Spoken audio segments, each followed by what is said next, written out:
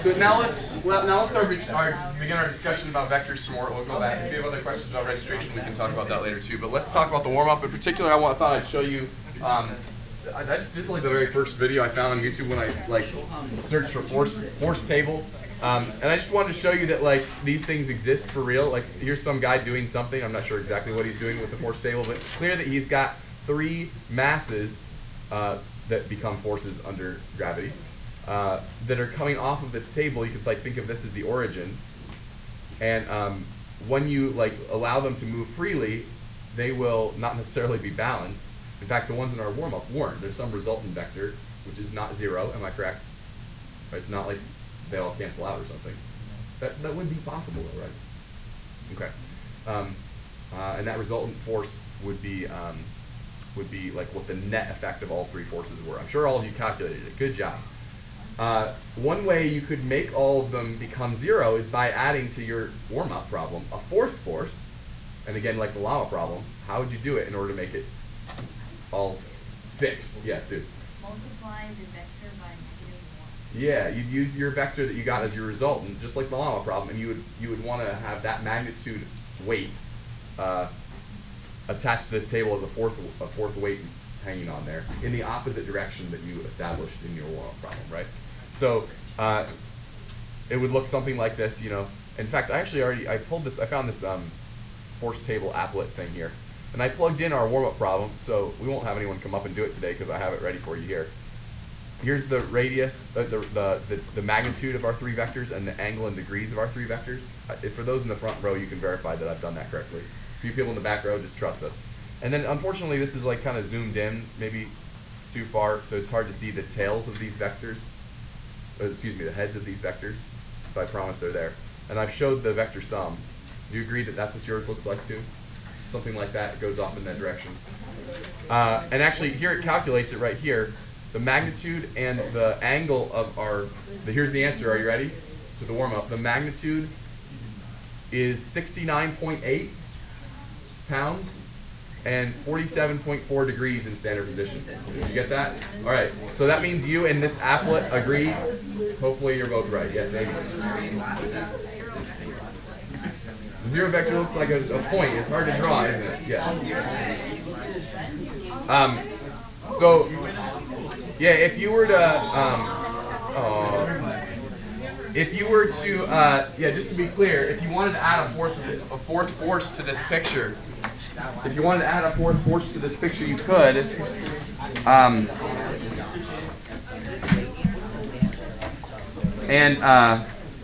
It would look, whatever that one was there, you could add this 4th force here, and you could add a 4th force such that when you added all 4 together, the net total resultant vector would be the 0 vector, right? And that would be like adding that 4th force to the table.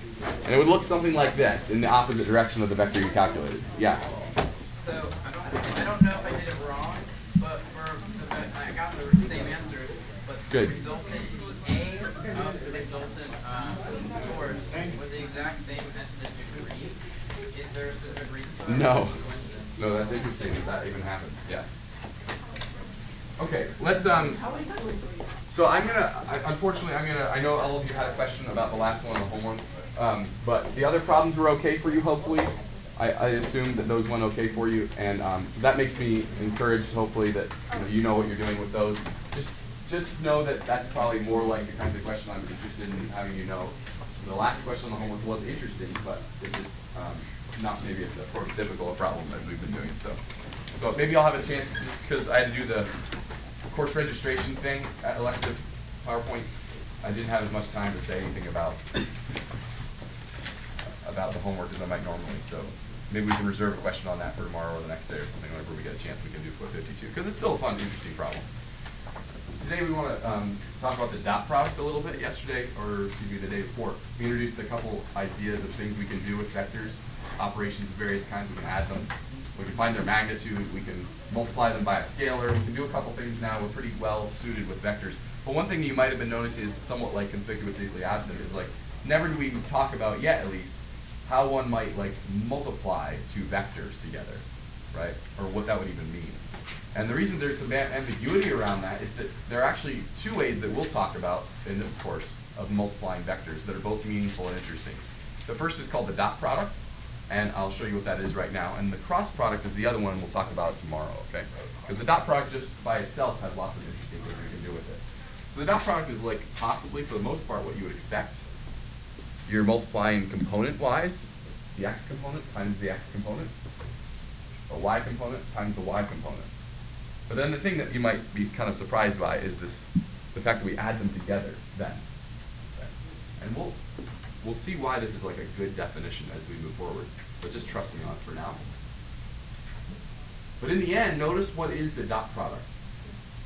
Yeah, in fact, sometimes it's even called the scalar product, right? Because the thing you get when you multiply these two vectors together is in the end a scalar, just a number is what you get. And here are a couple properties that you don't need to memorize, but we should just all observe that these are true. In fact, maybe not just observe that they're true, but prove that they're true. It doesn't take very much to prove these. For example, can you prove that the dot product is a commutative operation? That is like u dot b is equal to b dot u. Oh, that. You can just use the definition to prove each one of these, maybe just even in your head, like work it out and see that it works. Or here's an interesting one that we might observe to be true, that u dot u is equal to the magnitude of u squared. Do that one quickly in your head. How would you do u dot u? Well, it'll be u1 u1 plus v1 v1, right? Or, said another way, u1 squared plus u2 squared, which is in fact the magnitude squared, right? So we just kind of proved out loud that that second property is in fact true. Notice here, this is the zero vector. This is the zero vector, just to be clear. And when we dot anything with the zero vector, we actually get the number 0, the scalar 0. Not very interesting and super quick to prove. Go ahead and try that one. Number 4 is a distributive law of sorts for the dot product. And again, you can prove that pretty quickly on paper if you just use the definition again. And number 5 is kind of an associative law of sorts for the dot product. And notice here my typography carefully. C is what? U is what? What's V? Yeah, can you tell by the fact that it's what does that mean? I have it italicized, which means, do you know what I mean? Yeah, it's a constant, it's a scalar, and U and V are vectors still like everywhere else on this slide. Okay? Just to be clear. It doesn't mean anything to us if you juxtapose two vectors. If you're like, if U and V are vectors, and you just write UV, no one knows what you're talking about. Okay?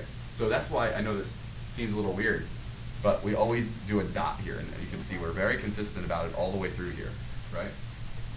We don't know what we're talking about when you just put UV. That wouldn't mean anything to that position. If U and V are vectors, okay?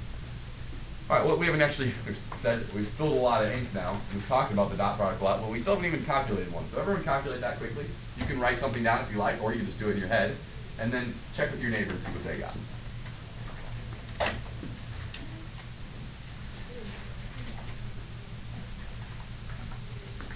Multiply the x component. Multiply the y component. Add. Share with your neighbor. Huh? Do a little magic.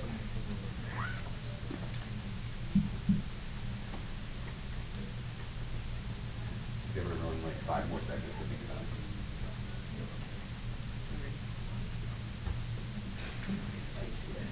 Check with your neighbor.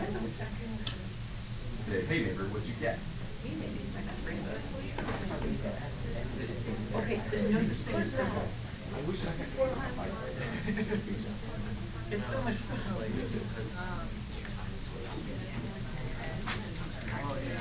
All right, did you get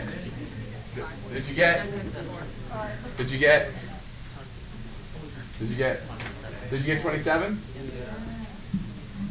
That's a result of the fact that 3 times 1 is 3, and 6 times 4 is 24, and 3 plus 24 is 27. That's why that happened. Okay. Moving smartly along. All right, here's a nice, cool, powerful little application of the dot product. Again, my challenge to you would be to prove the following result.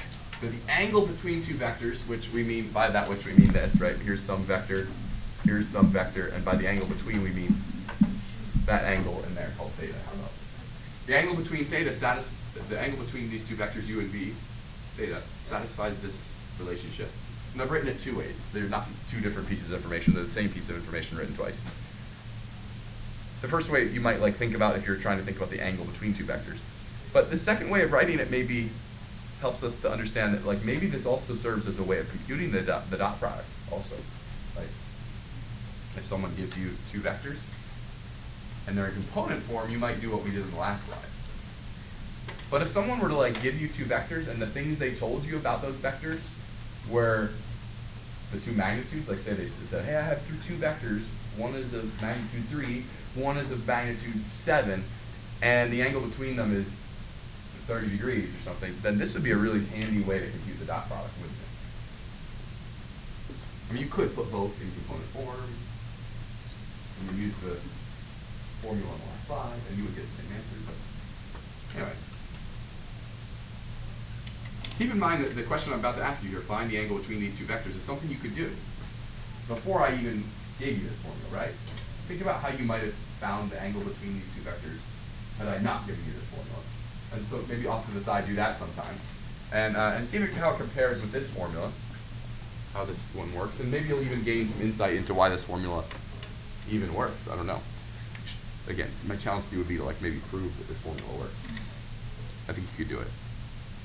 So go ahead when you're ready and calculate the angle between these two vectors. Remember that's just 4, 5, and 3, -1 if you prefer to have it written that way. 4, 5, and 3, -1. Just trying to keep you on your toes here.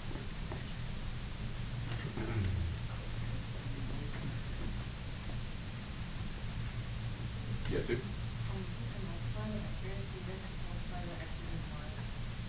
To do the dot product, you mean?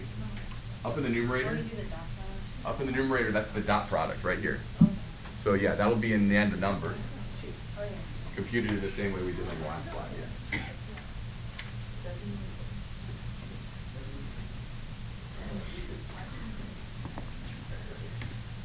So what do we have? Cosine of theta equals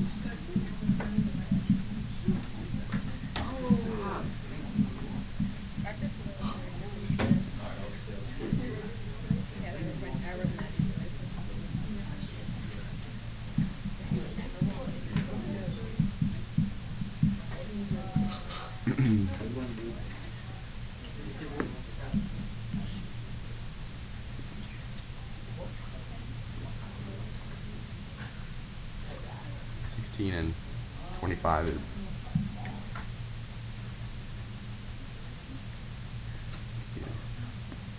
41 and 10.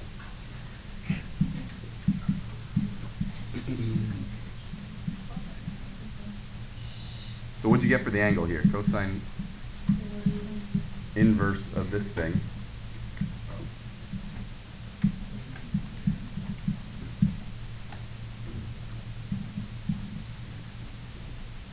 is something.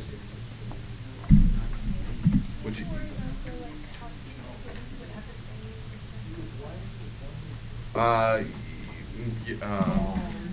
Yeah, maybe we can say something about that in a second. What'd you get though? I mean, the answer you get from the calculator will be just perfect. It'll be wonderful. It'll be like the best thing ever. 69.8. I hear from folks in the back. It is true. It is true though that anytime you compute the angle between two vectors, you've computed like an angle between the two vectors. Yeah, but there is, and Isabel's kind of bringing this up too. There is actually another angle that you could name as the angle between the two vectors, right? If you really wanted to, you'd have to go out of your way to name that one. So I'm not sure why you would, but technically, I think you'd also be correct if you said whatever. This is like 70 degrees, so if you said 290 degrees or something, right? You could also kind of say that. But I don't know why you would necessarily. I mean, this is what your calculator gives you, and it will be right. It's just, yeah. Okay, any other thoughts on that? Questions? Angle between formula? Yeah, no. So if you take the absolute value of the vector in component form, that's just Yeah, that's our notation for the magnitude. Sorry. Wait. Is that cool? Everyone remember that magnitude of u, magnitude of v is what this says? Sorry, yeah. Yeah, so let me just say something too about your notation. As you're writing your notes down, it might be good for you to write an arrow over top, unless you can make like really good bold letters in your notes. So one nice way of representing vectors, you can see how I've done it here. There are a couple different preferences among mathematicians, but the way I've chosen to represent them here, I don't know if it's the same as your book or not, is to use an unitalicized bold letter for vectors. It's also the convention we often use for matrices, because they're the same thing, really. So that's what I'm doing, but it's hard for you to render that in your notes. So if everywhere you see a bold U and a bold V in your notes, you could write U with an arrow over top of it or something. I'm like trying to expose you to lots of different notations along the way, just to mess with you, okay? All right, this is at least one direction of this proof would be a consequence of the previous slide. We say that two vectors u and v are orthogonal if their dot product is 0. And actually, I guess it's a biconditional, right? We're saying if and only if, both directions on the implication. And orthogonal means perpendicular. It's another, or at least it's good enough to say it's perpendicular. Which is, it's such an important idea in math. We have like 3 words for it now that you've learned, I think, this year, right? We talked about the idea of being perpendicular. We really mean the same thing when we say orthogonal. We also used the word normal recently, didn't we? So like all of them, I don't know, sometimes when you have like an important thing, you have lots of names for it. That's what's happening here. Okay. Oh, and let's just verify that that's true based on the previous slide too. Like if you took 2 vectors and you didn't know they were orthogonal, that is 90 degrees to each other, what would happen if you tried, though, to go in did the angle between formula? What would you do first? Well, you do the dot product, and I'm going to tell you right now that the thing you'll get is 0. And then what would happen if that dot product was 0? You'd divide by the magnitudes. Neat. You'd still have 0. And then what would you have? You'd have the cosine from that expression on the last slide. Cosine theta equals 0. What does that imply about theta? What angle has a cosine of 0? 90 degrees. So in the end, you could use the angle between formula to establish this too. It's pretty clear that if the dot product is 0, then definitely theta is going to be 90 in that last formula. 2 vectors we might think of as being parallel, and I'm going to put that in quotes for reasons you'll soon see, if they're scalar multiples of each other, which is something actually, a result I could have said 2 days ago when we first talked about scalar multiplication. So, but it's worth mentioning now in this context as well. So let's think about these 3 vectors, and we'll answer one question at a time here. First, can you show me, please, that B and C are parallel to each other? Can you demonstrate that somehow? Here's B, and here's C.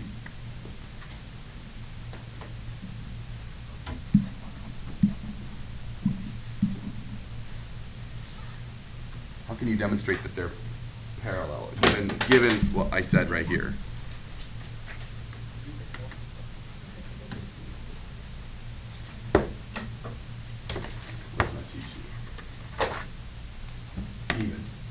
Go ahead. Yeah. Go ahead. Right. Do we all notice that this is true? That the vector B is equal to some scalar multiple of C? And as soon as you make that observation, then it follows, if you trust me on this, that B and C are parallel. And the word parallel, like I said, we're going to go with, but just know that, we'll just say that's what it means. But obviously they're in different directions, right? But they're like kind of along the same line. I don't know, right? But you understand, yeah.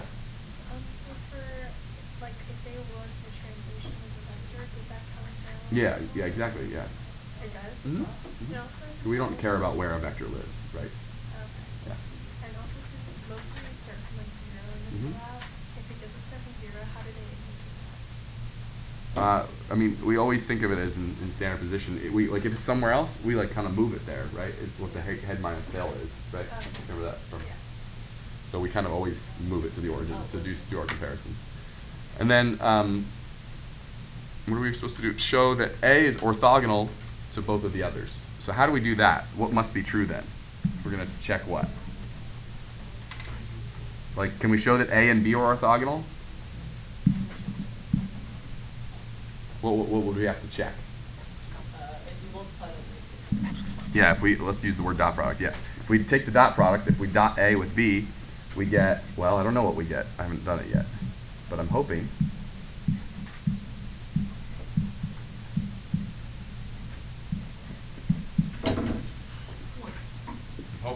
That I get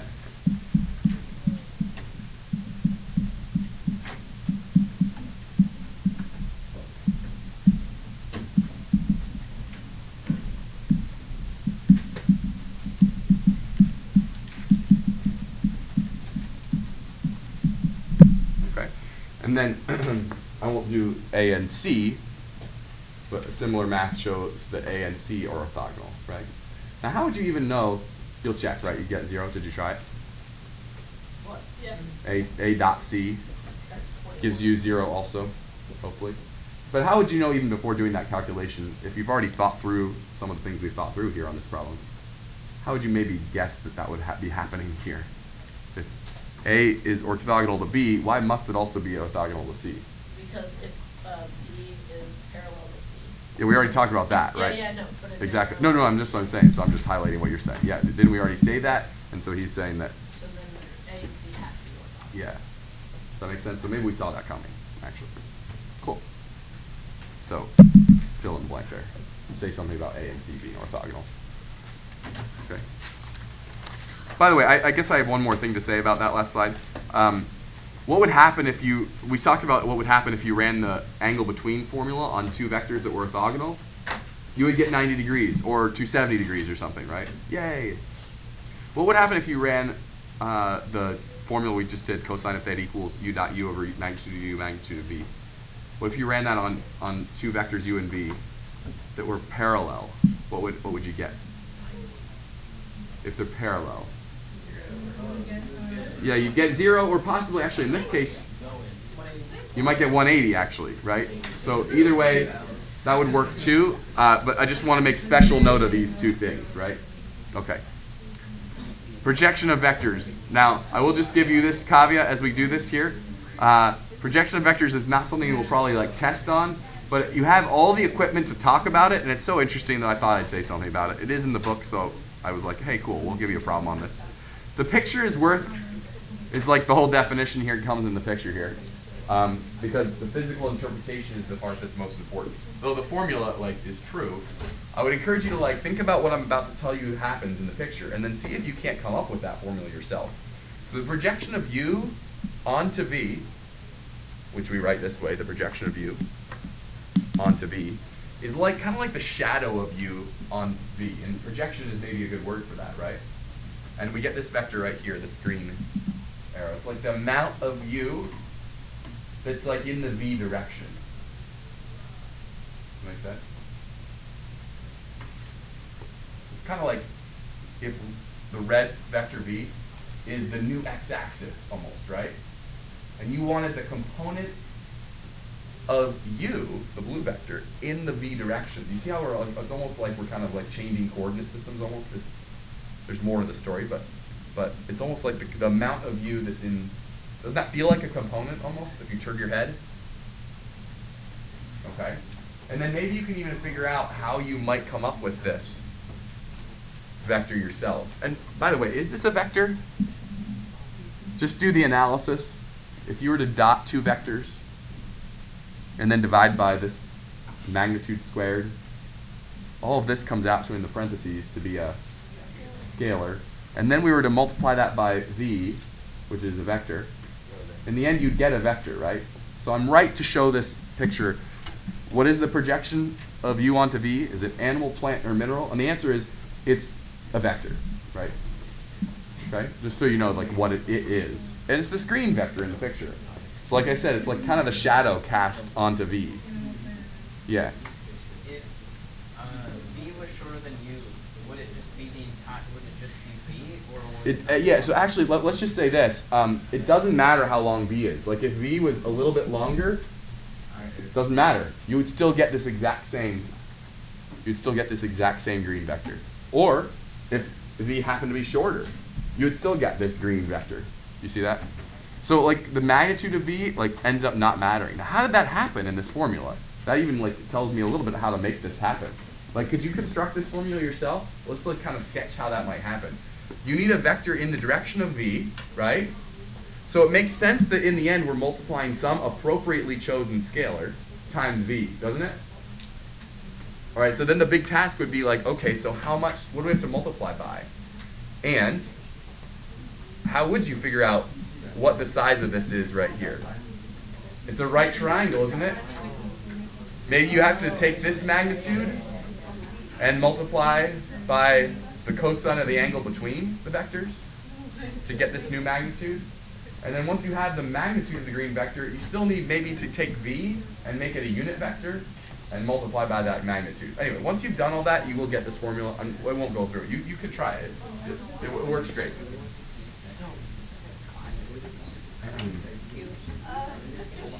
Yeah.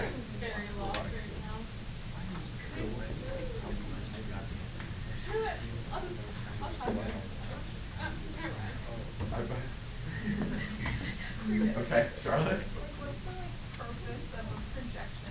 Why do you need to know that? So one suggestion that I already made is that this will be helpful in understanding like there to be when we have like a change of coordinates of some kind, right? Like if you wanted a component, like the amount of this blue vector that's in the direction of v, this characterizes this green vector as like the amount, the component in the v direction, right? Just like we've already found components to be so useful.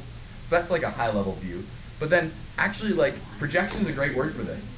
If you were doing computer graphics or something, and you wanted to think about like a bunch of vectors, and by the way, graphics that are given instructions that are given to draw graphics are called vector graphics. Did you know that?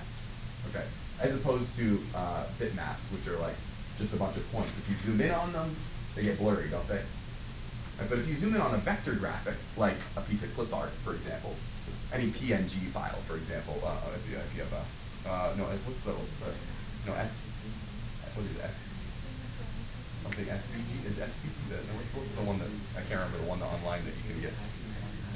The one that, but anyway, you've seen that kind of vector art though, right? If you like make something, if you're like make a rectangle in Word or something like that, and then you were like expand it, doesn't get any blurrier, right? And the reason is because the computer's been taught, you've taught the computer how to draw it, right? No matter how big the size. Fonts are all like usually given. Well, actually, that's a little bit of a lie. But fonts are usually given using vector instructions so that you can make them at any size and they look perfect still, right? If you've ever used Adobe Illustrator, you're working with vector graphics. If you've ever used Photoshop, you're working with bitmaps. Okay. So does that make sense? Like so. All right. So now that being said, sorry, I got a little distracted here. If we're working with computer graphics, like say you're making a game or something like that, and you have like three-dimensional graphics, the question would be like, how do I make a picture or something like that appear on a wall as I turn around in the 3D world? And the answer is you project, you like literally project the whatever it is you want onto the screen in front of the person. Like obviously you have like a screen, and you're projecting it onto a plane. Now that generalizes this idea a little more. Here we're like talking about projecting a vector or a set of vectors that describes some picture onto a plane, but it's actually the same thing. So now I've gotten a little distracted, but computer graphics is the first thing I think of when I think of vector projection, but there are lots and lots and lots of other applications too. And again, if you want to know more, you'll take linear algebra because you'll talk a lot about projections. All right, we got to keep moving here. I know I see some other hands here, but we got things to do here. In fact, yeah, we're gonna see how we do here. I don't know. Let's quickly calculate the projection. Just quickly. I've used the same variables and everything, and then I need to say something about work quickly before we go too. Sorry, I got a little distracted. That's what happens. It's easy to distract Mr. Chase. Sorry.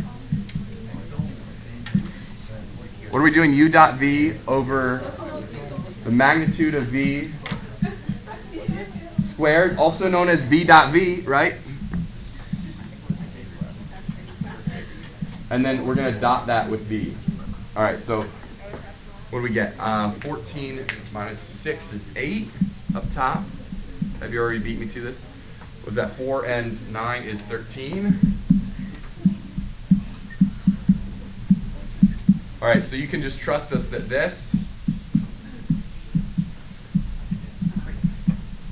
is the projection of u onto v, okay? It's certainly in the direction of v, and we're going to skip the other part for now, just because of time. But I'll show you tomorrow maybe or something, I don't know. But that's the projection. I got computer graphics all going, and then you know that. All right, there's only one more slide. It's about work. I'll have to talk about that tomorrow. See you later.